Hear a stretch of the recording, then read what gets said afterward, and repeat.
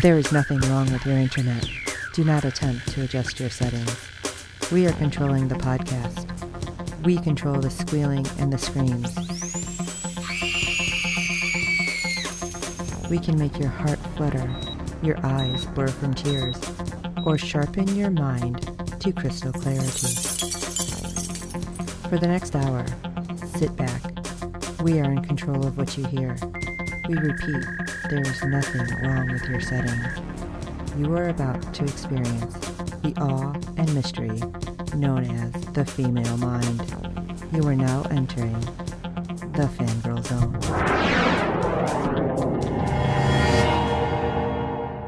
Things are only impossible until they're not. Welcome to the Captain's Chair, a podcast on all shows in the Star Trek universe on the Fangirl Zone.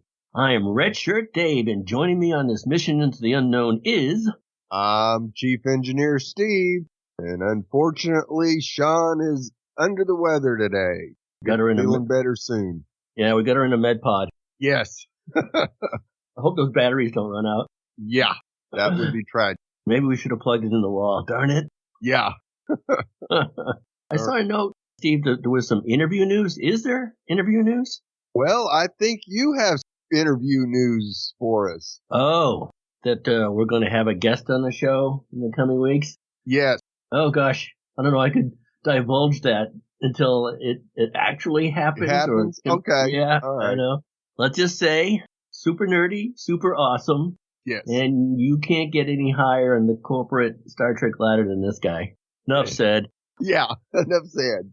Really looking forward to that interview, that's for sure. Yep. Well, today we'll be discussing episode 2 of season 3 of Picard. What did you think about this episode, Dave? Oh, I loved it. I thought it was great fun. It ends in the cliffhanger, so awesome there. Yes. I saw that and headed into my own cloudy nebula, because who doesn't? I know we're not rating this, but if we did, I would give it another 4 out of 5, this time hotels in space. Yes.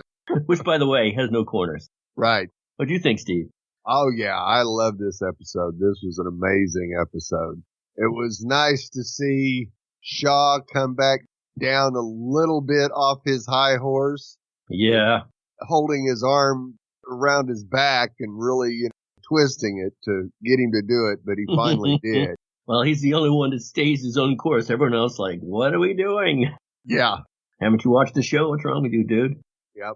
And it only made sense who Raffi's handler was, though, of course, I'd heard a couple other theories that maybe it was Dr. Bashir or somebody else. Oh, I think I said Denise Crosby. Right. Here from Section 31, and I was hoping Philippa Giorgio, even though it's a little timey-wimey for her. Yes. And when they mentioned Section 31 somewhere in the middle of the episode, I'm like, yes, it's going to happen. Nope. Right. That's okay. Well, it makes sense. He used the word warrior. Yes, he did. Call him Raffi a warrior. Yep. I think that's his middle name. Yes. Warrior Worf, if he has a middle name. All right. Episode 2, Disengage. Aided by 7 of 9 and the crew of the USS Titan, Picard makes a shocking discovery that will alter his life forever and puts him on a collision course with the most cunning enemy he's ever encountered. Meanwhile, Raffi races to track a catastrophic weapon and collides with a familiar ally. The episode was written by Terry Matalas, Kiva Goldsman, and Michael Chabon, and directed once again by Doug Aronofsky. Yeah, can't get higher than that. No.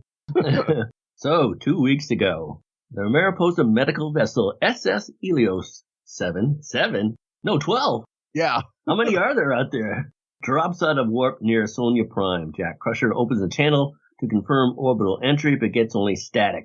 Oh, wow. That reminds me of Wrath of Khan. Eat static. Yes. Let them eat static. Yep. A pair of Fenris Ranger ships appear. One of the Rangers states that Helios has violated their airspace while en route to a quarantine. Oh, wow. This really bummed me out, Steve. I always thought the Fenris Rangers were the good guys. Right. Not these. Not bribable thugs. I wonder if they lost their heart and soul once 7 left. Could be. They demand they provide Federation access codes or submit to a search. Jack insists Helios has moral authority. That was a good one. But doesn't come with paperwork. He underscores there are thousands below who are sick with a Galarian fever, possibly an allusion to Star Trek Lower Decks. Second contact. That was a good one. Yes, Jack it was. underscores the medical nature of the vessel and its work. The Ranger points out the medical work is still subject to protocol. Damn them. Then he opens the crate. Once on board, he opens the crate of Romulan ale, and I thought, so? Because he gives him a look. He gives Jack a look, and I'm like, who doesn't have Romulan ale on their ship? Right. Don't you let the cops see it? And I guess these guys aren't exactly cops anymore. So Jack claims it's for medical purposes, but not and offers to share. I'm like, yeah, why not? After asked if he's being bribed, Jack offers the Ranger weapons instead of liquor. That's always the trump card. Jack says the outbreak was engineered by warlords who want the zone cleared of refugees. Now that's evil. Yes, it is. He's going to sell weapons on both sides, and he's willing to cut the Rangers in for 35%. The warlords can fight each other, and they'll still cure the pandemic. The Rangers orders his men to take the proffered crate, implicitly accepting the deal. Before leaving the Elios, the Ranger sends a transmission, reach out to the marked woman. We found him. Wow. You guys really have some traders now? Yeah. It's like apparently so. basically space pirates, right? Yep. I think even Shaw called them space pirates. Yep. What a shame. Well, we jump back to the present day in the Writing system. The Shrike approaches the Elios. Jack, Picard, and Riker take in the Shrike. Picard asks who is pursuing him, and Jack pleads ignorant. After the Rangers came Klingons, then 3 guys in Starfleet uniforms. Who's They've that? been running for months. Who are the 3 guys? Exactly. I thought we should know that somehow. Yeah.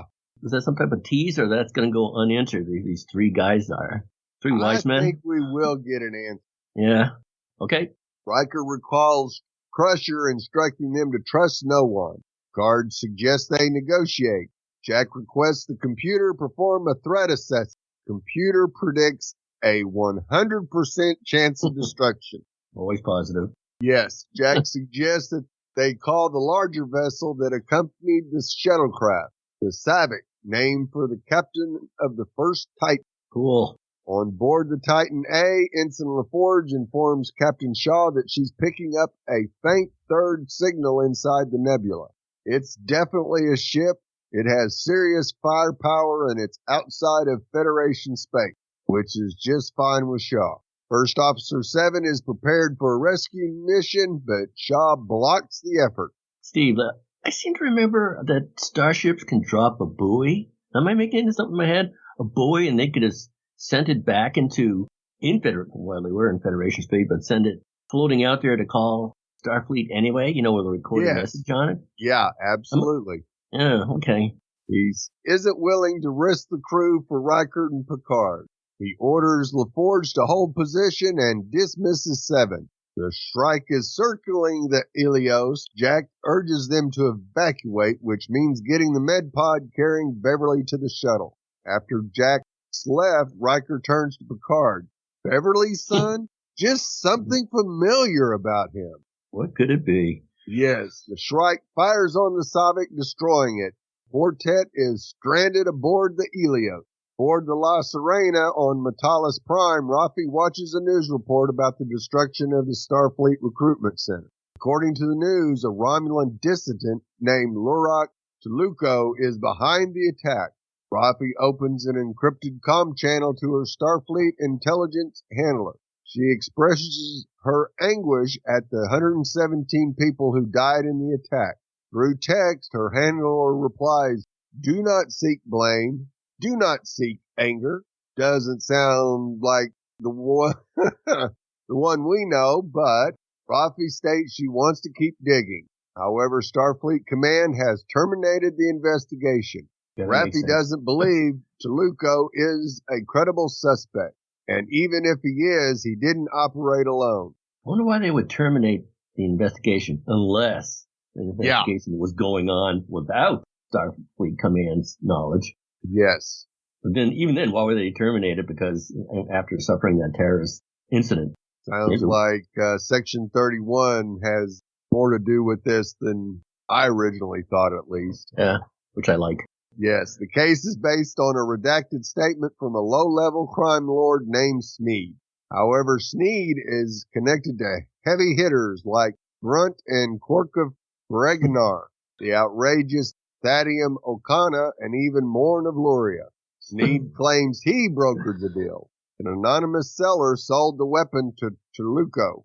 Her handler repeats that Starfleet Command has terminated the investigation. She is ordered to disengage, but Raffi insists Sneed is lying. She repeats 117 people are dead. Her handler replies that it'll be 118 should she continue. Wow. Raffi once again requests a face-to-face with her handler, and it's denied. Raffi says someone needs to speak for the dead, and she declares her intention to find Sneed. Somewhere an unknown handler is rolling his or her eyes. Yes. So back in the ready room, Seven enters the ready room on the Titan A. Shaw asks if it will be necessary to confine her to quarters. Seven expresses her concern that Picard and Riker may die. She cites weapons activity inside the nebula. Shaw asks if Seven assisted in taking his shuttle. Seven asks if he wants to be remembered as the hero who saved heroes or the captain who let two legends die. And she leaves. Well, hard to argue with that one. Yes. He's definitely put in his place. Inside the nebula, the Shrike continues to menace the Helios. Jack, Riker, and Picard discuss their options. Jack floats the idea of offering their unknown pursuer two older men. Meanwhile, Picard has been setting up transport inhibitors right on cue. This prevents Jack from being beamed away. See that? He's a Boy Scout, always prepared. Yes. It turns out they are trying to take Jack alive. Good deduction. You like Sherlock Holmes there, Steve? Yes. Several soldiers beam in outside the inhibitor zone. Riker dispatches them with a sci-fi grenade. I have to get one of those. Yes. The beaming non-viable, the Shrike activates a tractor beam. A power relay failure leaves Beverly's medpod life support at 14%. There's a hull breach on deck 2. Riker suggests he could improvise a beam repulsor, but Jack says they don't have that kind of capability. The Helios has been limping for weeks. Total power failure is imminent. They have no hope for survival. I've got movement on the sensors, then declares Riker. What the hell is that? Really, Riker? Come on, man. Yeah. I mean, it was so awesome. The Titan A warps and inserts itself between Helios and the Strike. So I wrote in my notes, so cool. Yes, that was amazing. I like how they just appear out of nowhere. Yeah, just rip that tractor beam. You say, no, you aren't taking ours. And stop on a dime, too, of course. Yeah. The tractor beam is broken. Vintage Titan, baby. Shaw calls for a red alert. He instructs them to bring Riker and Picard back aboard, but there are 4 life signs, Shaw says. To bring them all aboard, he comments, we're basically a hotel now. Nobody can do that like him. No, his dry humor is amazing. Yes, oh man, that's his calling card. The Shrike prepares to fly on the Helios. The Titan can't lock onto the quartet on the Helios. Picard's transport inhibitors. Well, he's so cool and unmarked before, and then he forgot he hooked them up. Yeah. Good thing it's a good shot, because he uses his favor to destroy them. Jack, Riker, Picard are beamed aboard the Titan, and Beverly goes straight to sick bay. On Metalis Prime, Raffi reunites with Jay, the father of her son. That guy was on another episode of Picard earlier. I think season 1. I'll have to look that up. The actor that is. She asks how their son is, and Jay cites events from Picard season 1. Right, Jeff. Raffi tells Jay, who runs a bar, he needs to arrange a meeting with Sneed the broker. Jay implies that Raffi is moving back towards addiction. Very supportive. However, Raffi insists he's the only one who can do anything about the injustice that Starfleet has ignored. Jay says he will connect her with their son or with Sneed. Raffi has to choose. She chooses Sneed. And you have to give the guy credit. He sure knows her like the back of his hand, because this is exactly what caused her to go in spiral last time, is being so intent on doing something that it just drives her bonkers. Yeah, but like Seven, as Picard said, was put into an impossible choice. What is she supposed to do? Yes? Yeah. Besides, she knows her son is out there and thinks she's stalking him. Yeah. In the writing system, Shaw states he wants to know who they've engaged. Riker, Picard, and Jack arrive on the bridge. They're greeted by a hail from Captain Vadic, played amazingly by Amanda Plummer. She greets Shaw by name and reveals she has access to his Starfleet psychological profile. You know what I thought when I heard that? Yeah. It was a spy. How would she get that? Yeah. Another spy again? Uh-oh. Yeah. Vadic demands Jack be turned over, claiming she seeks the bounty on his head. Shaw says Starfleet doesn't negotiate with bounty hunters. Vadic says they aren't understanding the situation. She lowers her shields so they can scan her craft. The scans identify plenty of weapons, including an unknown technology. Yeah, that was a little overkill. Meanwhile, Vadic lights and smokes a cigar. Vadic gives them 1 hour and tells them to enjoy a display of her intentions in the meantime. The Shrike activates its tractor beam and throws the Helios at the Titan. That was awesome. I don't think we've ever seen anything like that. No. Breaks through the shield and shrapnel tears the hull. Ensign LaForge uses lessons from her father to explain how this was possible. Thanks for piping up. Yes, the Titan can't escape and can't call for help. They're cornered in space.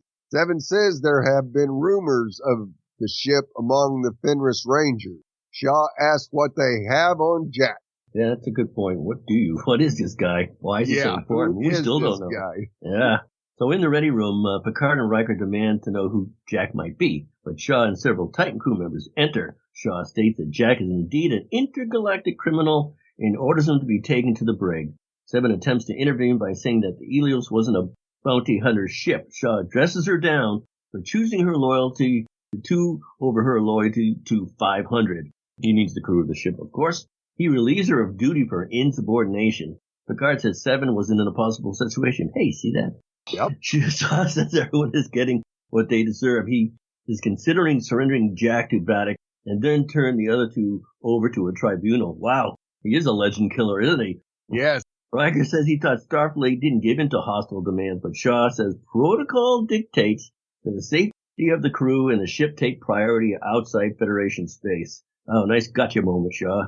Shaw gives Picard half an hour to talk it out with Jack. Picard says he can't surrender Beverly's son, but Riker says that's not what it's about. He asks Picard if he really doesn't see what he does. Yes. Like the rest of the quadrant. Yeah. Including us. In the brig, Picard confronts Jack about his list of crimes. Jack claims he's a freedom fighter at best, or at worst, a thief. Jack says currency is currency and medicine isn't free. He claims his detractors are low-level gangsters or fathers of unhappy daughters. Picard says Beverly wouldn't allow this. Jack claims Beverly taught him everything he knows. Wow, that's interesting. Yes. Picard asks who Jack's father is, and Jack says he never had one. Boy, he was a little angry then. Yes, he was. Yeah. He says he's willing to surrender to Vadic if it saves Beverly. Of course. Well, must have learned that from her, too. Yeah. On Metalis Prime, Raffi arrives at her ex's bar. Bouncer tells her they aren't open to strangers. However, Sneed's name opens the door. You know what, Steve? Jay, the owner of the bar, I guess, allows this guy to operate in the back. Yeah. Wow. And he's pointing fingers at Raffi, and he lets this go on in the back there. Yeah. Raffi is bustled into Sneed's den. He opens by saying he likes antique human things because of their value, of course. Sneed explains he is a broker. He says he knows who Jay knows, but he doesn't know her. How the hell? Yeah, really. He implies she may be Jay's ex who joined Starfleet. Raffi claims she left Starfleet because there was no profit in it. He tells Sneed she freelances now. Sneed asks what she wants. Raffi says she wants to know about Toluco and claims she works for him. Sneed says she smells like Starfleet, Federation, Section 31. I wrote in my notes, yes! Yeah. Exclamation point. He suggests taking some of the eye drugs will convince him she isn't Starfleet. She does so. Damn it. I named it Splinter because it feels like you're being ripped apart and pulled back together again and again and again, says Sneed. I guess Splinter was a project once. Yes. He demands to know who Raffi works for. She claims Toluco again, and he laughs. He reveals he has Toluco's head in his possession. Raffi attacks Sneed. Before the guards can react, they are attacked by an unseen assailant. The music. Raffi collapses. The assailant eventually decapitates Sneed, picks up Raffi, and is revealed to be Worf. Awesome hero moment. Yes, very awesome hero. I don't know why he would decapitate him, though. Not that he didn't deserve it, Didn't deserve it, yeah. Can't question him much after that. No, that's why he did it, probably, so Raffi wouldn't still try to question him. On the Titan, Picard and Riker approach Shaw on the bridge. Shaw restates that he won't sell out the lives of his crew.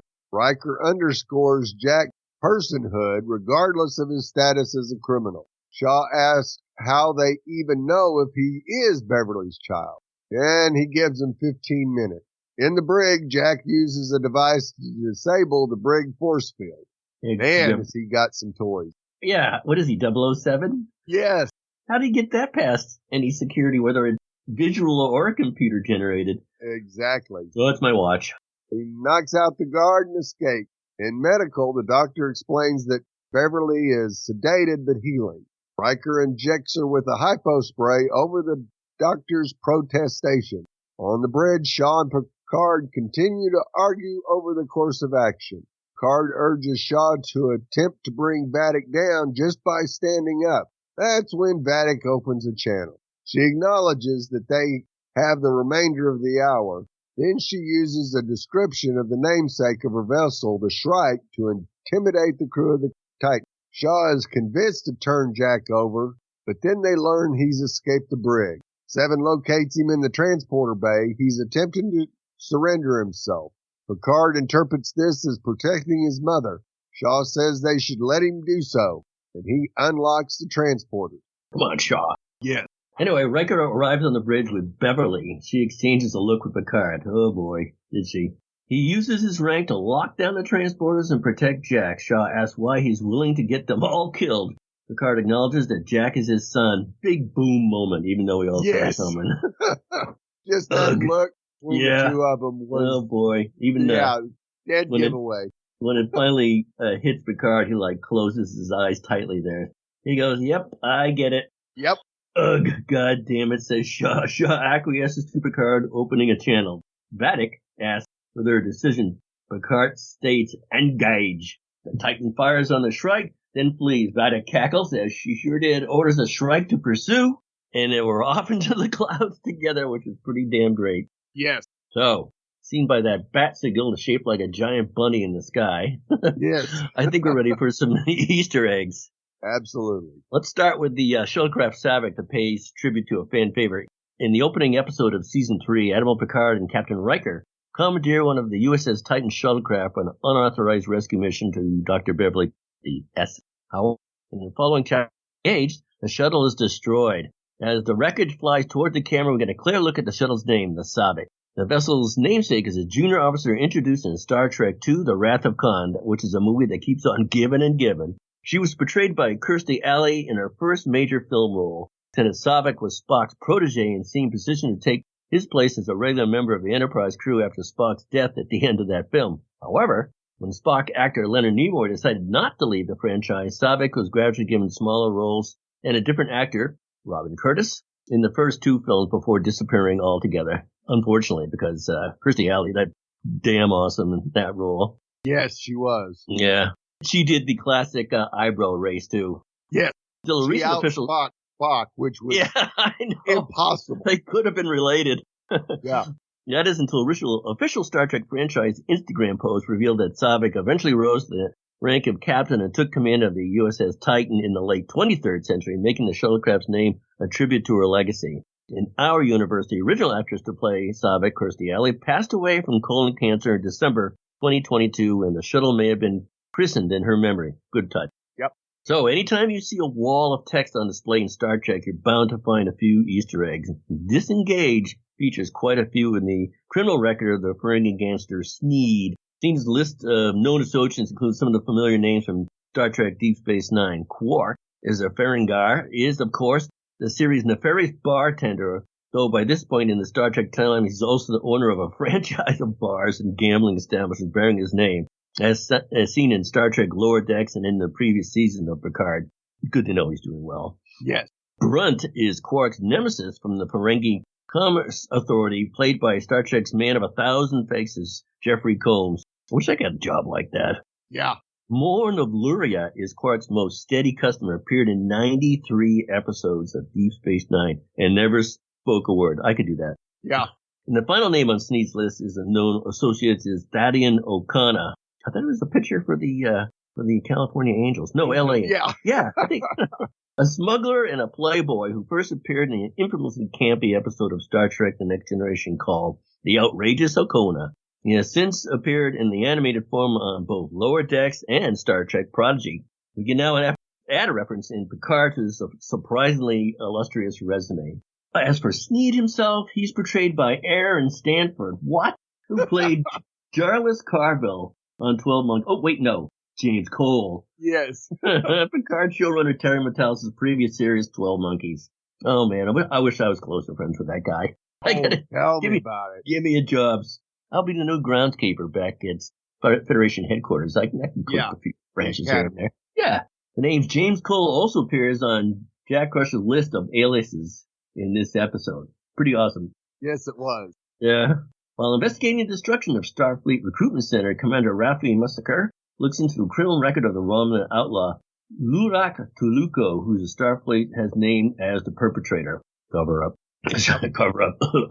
Raffi disagrees, blaming him to be too small time for such a serious crime over Rafi's shoulder. We'll get a quick look at Tuluko's history, which references two worlds that have never been seen in canon, but nevertheless have long histories in Star Trek franchise. The planets Vendor and Rator. Is it Rator or Rator 3, Steve?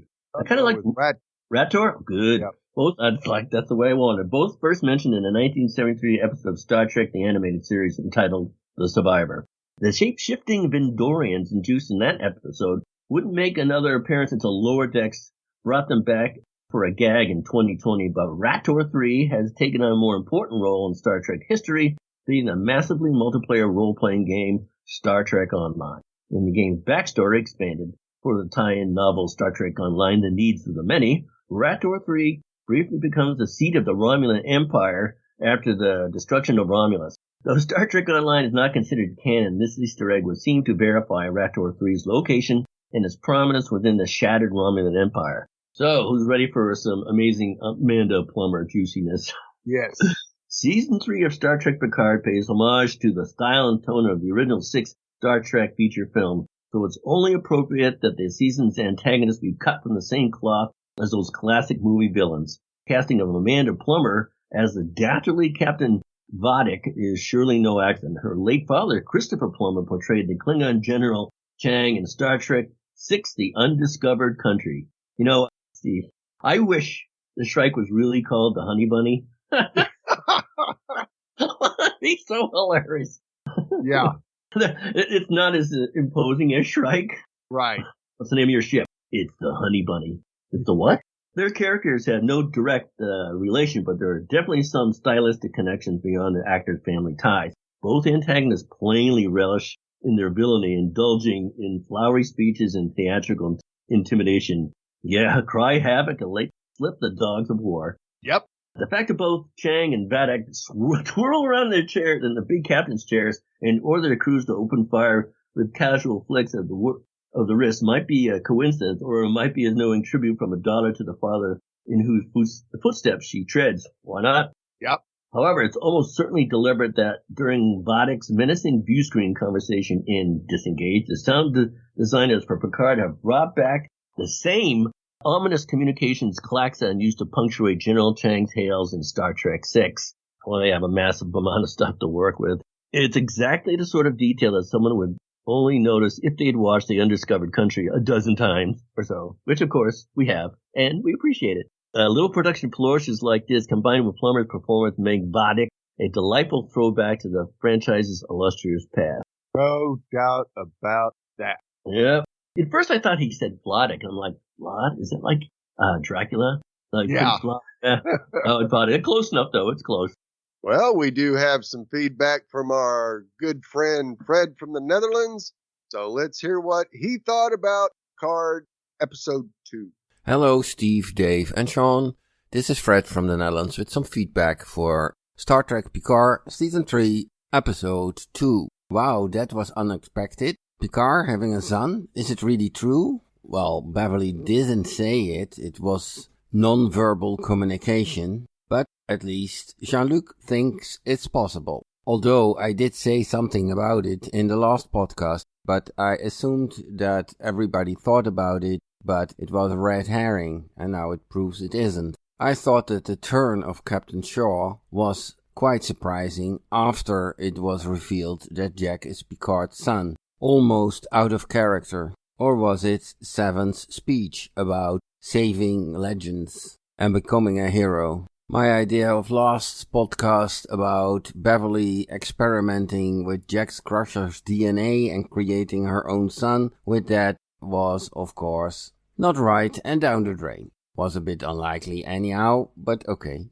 Raffi's whole story is still a little bit fuzzy to me. Of course, great to see Worf at the end, but I really wonder if he knows Raffi from something, or that they really meet there for the first time. I would give the episode a little bit less than the previous one, B+, A- or something like that, but still very good episode, very intriguing how this will go further. Okay, short and sweet this time. Greetings, all the best, Fred from the Netherlands.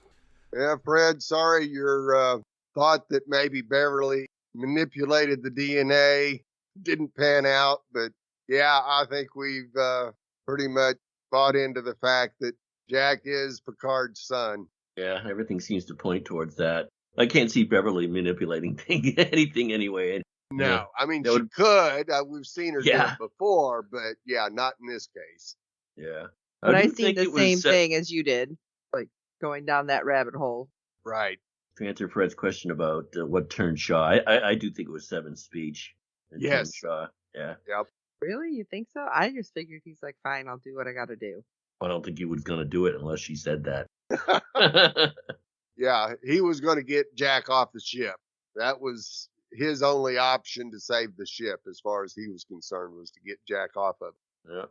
Yeah. Nothing like outdoing a legend, though, becoming your own legend. So Right. I probably selfishly grabbed that opportunity myself. Yeah, Shaw's a piece of work. There's no doubt about that, Fred. Well, as always, we appreciate your feedback and looking forward to hearing from you again. Thank you, Fred. Thanks, Fred. Well, we'd love to hear your thoughts on each and every episode this season. Our deadline for feedback is 10 p.m. Eastern every Friday during the season. You can send your feedback via email or audio to contact us at fangirlzone.com.